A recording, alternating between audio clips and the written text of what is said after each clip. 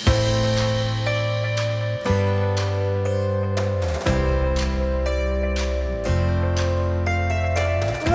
and welcome to today's daily devotion as we continue to look at the promises of God. The promise that we will be looking at today is, I see all your hardships and I care about your suffering. Reality tells us that we will experience problems in life. However, if we go through them while knowing God, we can react to them with a strength that is not of our own.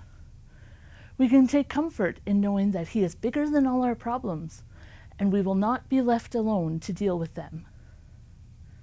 To give a little background on a few of the things that my family and I have gone through, I was on the receiving end of bullying through most of my elementary and high school years. My brother Dale unexpectedly passed away at the age of 32. He had 2 children, and his wife was 8 months pregnant at the time. Cancer has ravaged my mom's side of the family. She was the only one that beat it. My dad has gone through numerous things himself, such as polio as a child, back surgery, open heart surgery as a result of a major heart attack, and other ongoing health issues. Though our problems may seem insurmountable to us, we have an incredibly capable God who reminds us, "Behold, I am the Lord, the God of all flesh. Is anything too hard for me?"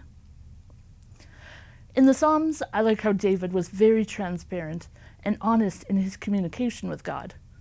He did not try to cover up his true feelings. He experienced much loss, betrayal, grief, and violence in his tumultuous life.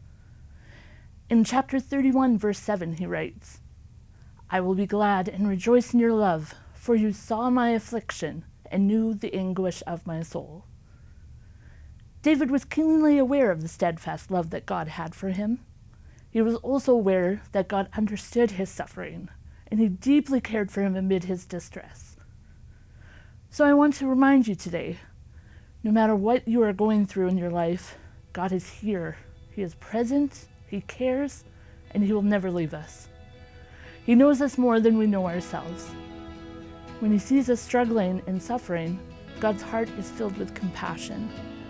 Compassion on us like a good father has compassion on his children.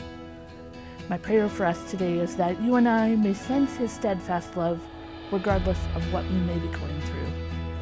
Thank you for joining us.